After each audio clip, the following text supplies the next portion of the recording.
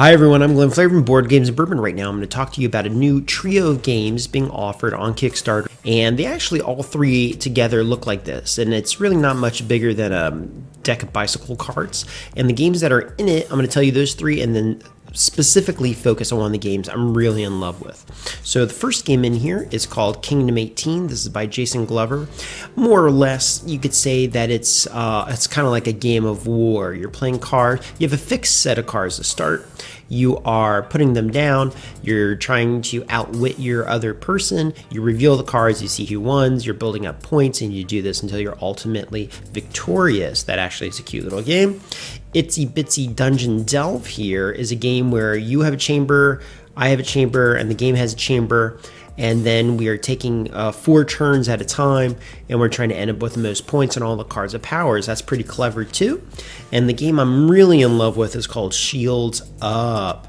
Shields Up is a game where you and another person are battling in a star war, and you have force fields, you have weapons, there's a marketplace, and you're trying to, it's almost like Star Realms or Magic, where you're trying to blast through the shields and actually attack the player themselves. This one I love to tears. Let me show you more about it.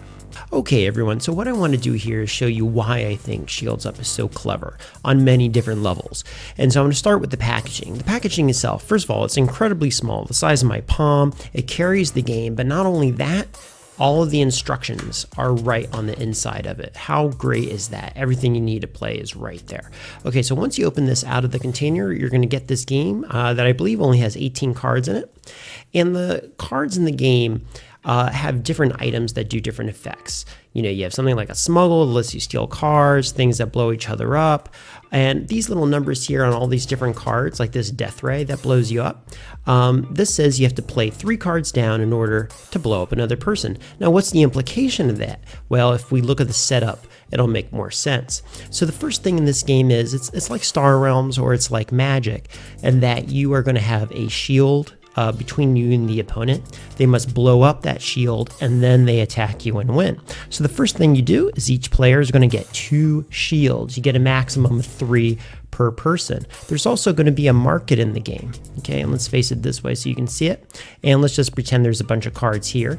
This card would be worth 1, that'd be worth 2, and this is the marketplace. And then each individual player is going to get 2 cards to themselves. Now, what are you going to do on your turn? Well, on your turn, you can do one of a few things.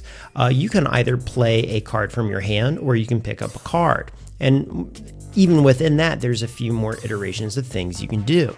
So each player is going to start with 2 actions. And so what I can do is I can either buy this card for, let's say that's 1.2 points. I can buy this card for 1 action. I can buy this card for both of my actions. I can pick up this card for 1 action, then pick up from here again. I may play a card down as a 3rd shield in my hand. Okay, that helps protect me. Or I can start building an object, right? Now, what does building an object mean? Well, building an object means I put it down and I'm moving towards building something to attack my enemy. Now, in this case, I put down a card that's a wild, and this will help me build nearly anything in the game. Like, let's suppose I wanted to build this death ray. Well, the death ray here is pretty cool. I need to put down 3 cards to build it. Remember, I only get 2 actions per turn, but it's going to attack my enemy 4 attacks. And that means it would blow up all 3 shields, and the 4th would actually kill the person. So for 1 action, I could have done 1, I'm going to build this, and if this is 1, 2 actions, well, I couldn't have bought that on this turn, so I'd have to say, I have to, kind of bide my time here. Maybe I'll pull an extra card in my hand. And so now I got something called a smuggle. And the smuggle says use 2 actions, so that would basically be my entire next turn, to steal 1 card from my opponent. And I might be like, ooh, I bet they have something I really need, like my shield. And sometimes these cards will let you take cards from anywhere. Maybe it's a blind draw from the hand, but I place these down. I take my 2 cards. I attack this person. I can play cards that get rid of the marketplace. I can play cards that build this up. There's some really cool cards in here too. The array of effects that they do are really quite clever. I love this card, the Tractor Beam. It lets me get 2 random cards, but it also looks like a card charger for my cell phone. Okay, so let's talk about what these cards do and how you'd play it out. Now, as you're playing this, you're going to get a really strong Star Realms theme in it. okay? A real strong Star Realms feel, except it plays faster. It's cleaner. You know, it's almost like when Mayweather had his fight against McGregor. McGregor said he lost because boxing is so much cleaner. It's really the only way I can really describe this game. It is cleaner. It's more to the point. So you get cards like Smuggle. This lets you steal cards from your opponent. Tractor Beam. It makes it so that you get random cards from your opponent. This is one of the cooler cards in the game, the Space Mine. By the way, I love the art. It's so clear. The Space Mine, you can either play it to attack your enemy for 1. You may also play 2 of them at a time to attack your enemy for 2. You may also put it down as a shield, and if someone attacks you and this is flipped over, then they get damaged. I love that. This is a missile.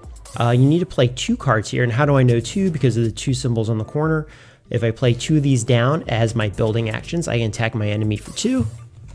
You know, lots of repeats. You have this one, that's the Wild. You can use it for anything. That's a great card, but be careful if you play that, it might get stolen. More Space Mines. You have the Stockpile here, is you can take both cards from the marketplace. So essentially, for 1 action, you're turning it into 3. The Battery card, you play it now, but in the future, it gives you 2 extra turns, so that means you'll have 4. That's great. The Memory Wipe. I don't have to play any actions to do this, but I can clear out the market, which means I can prevent my enemy from building what he wants to do. The Energizer card. This, you can draw 1 or 2 cards and put them as shields. Why would I ever want to draw 1 instead of 2? That is because your limit is 3. So if I already have 2 shields, I have to draw 1. Missile takes 2 cards. Great Death Ray. That's the ultimate weapon because that will kill them on the first try if you can do that. You have the Transporter Hijinks. You can swap hands. So if you know that person's really coming after you, you can just play that and boom, get yourself out of a jam. And that's it. How ingenious is that? So simple, so fast. I'd say every game is like 10 minutes. Anyway, that is why I love Shields Up. Okay, everyone, so that is Shields Up. So let's talk about some of the scores, and I have my paperwork over here. So first of all, the art in the game. The art in the game is fairly basic, but it does the game really well. I love what it is, and I think it conveys the mood of the game. I'm going to give it 7.5 on the art. The feel of the game in the hand feels good, feels standard, is what I would want, 7.5 out of 10. The instructions are pretty much clear.